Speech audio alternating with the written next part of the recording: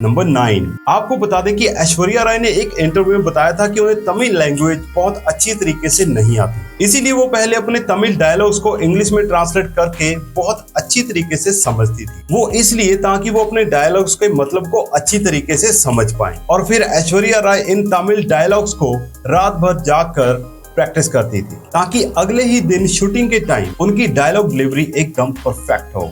Number 10, robot movie में चिट्टी जैसे दिखने वाले बहुत से रोबोट्स एक ही टाइम पे दिखाए गए हैं। तो इन सभी सीन्स में रजनीकांत सर जैसे दिखने वाले रोबोट्स को बनाने के लिए उनके फेस का 3D डिजिटल स्कैन किया गया था। ये स्कैन डूम लाइट स्टेज नाम की एक स्पेशल टेक्नोलॉजी का यूज करके किया गया था, जिसमें अलग अलग लाइटिंग कंडीशंस में रजनीकांत सर के फेस को कैप्चर किया गया। ये सारा प्रोसेस करने का मेन पर्पस ये था कि उनका एग्जैक्ट फेस इन बाकी के मल्टीपल रोबोट्स में लगाया जा सके ताकि सारे रोबोट्स रजनीकांत सर जैसे ही दिखे।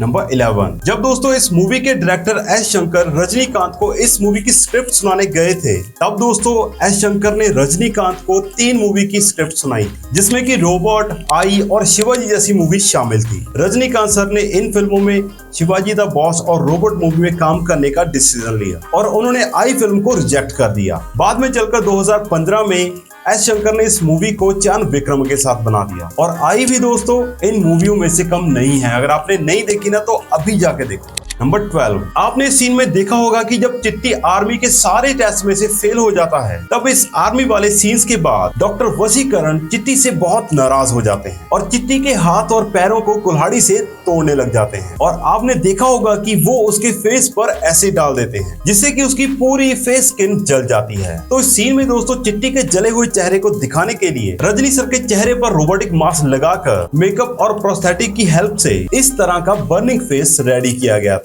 और इस सीन को शूट करते समय उनके चेहरे पर सिर्फ पानी डाला गया था, जो कि सेम टू सेम किसी केमिकल जैसा लग रहा था। नंबर 30, इस मूवी के मेन विलन डॉक्टर बोहरा के रोल के लिए सबसे पहले सत्यराज, अमिताभ बच्चन और अर्जुन सर्जा को अप्रोच किया गया था, लेकिन दोस्तों इन तीनों ने ही इस कैरेक्टर को प्ले करने से मना कर दिया और तभी इस रोल के लिए डैनी डेंजोपा को कास्ट कर लिया गया। नंबर 40, जब 2010 में दोस्तों रोबोट मूवी रिलीज हुई, तब सभी लोगों को ये लगा था कि इस मूवी को बनाने की इंस्पिरेशन हॉलीवुड की टर्मिनेटर मूवी से ली गई होगी। लेकिन आप ये बात जानकर हैरान हो जाओगे कि रोबोट मूवी की बेसिक स्टोरी का आइडिया इंडिया की ही एक दूसरी मूवी से कॉपी किया गया था। तो हम आपको बता दें कि रोबोट मूवी की स्टोरी को 2002 में आई कन्नड़ मूवी हॉलीवुड से कॉपी किया गया। दोस्तों हॉलीवुड नाम की इस मूवी में उपेंद्र राव ने मेन लीड हीरो का रोल प्ले किया था और उन्होंने ही इस मूवी को लिखा था। आपको बता दें कि हॉलीवुड मूवी में भी हीरो एक रोबोट बनाता है और उस रोबोट को ही अपने ही क्रिएटर की गर्लफ्रेंड से प्यार हो जाता है, वैसे ही जैसे रोबोट मूवी में चिट्टी को डॉक्टर वसीकरण की गर्लफ्रेंड से प्यार हो जाता है, जिसके बाद चिट्टी अपने ही क्रिएटर के खिलाफ हो जाता है। और सेम वैसे ही उपेंद्र राव की हॉलीवुड मूवी में भी रोबोट अपने ही क्रिएटर से लड़ने लग जाता है। इससे भी हैरानी की बात तो ये है कि रोबोट मूवी में रजनीकांत सर ने 3 कैरेक्टर्स प्ले किए हैं, यानी कि डॉक्टर वसीकरण और अच्छा चिट्टी और बैड चिट्टी। तो कुछ दोस्तों इसी तरह ही उपेंद्र ने भी अपनी मूवी में 3 रोल प्ले किए थे।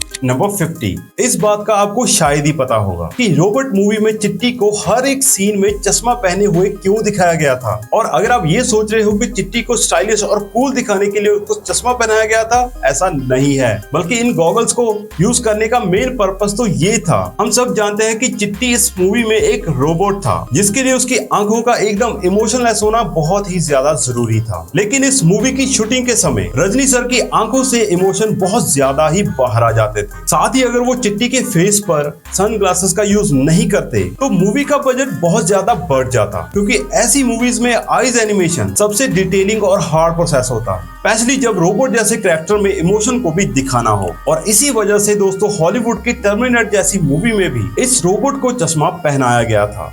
नंबर 60, इस मूवी में जब रजनी सर ने चिट्टी के इविल वर्जन को प्ले किया था, तो दोस्तों रजनी सर की ये 30 साल बाद एक ऐसी मूवी थी जिसमें उन्होंने एक विलन का रोल प्ले किया हो। इससे पहले वो 1981 की नेत्रिकान मूवी में विलन के रूप में नजर आए थे। इस मूवी के बाद उन्होंने सभी फिल्मों में एज अ हीरो ही रोल प्ले किए थे।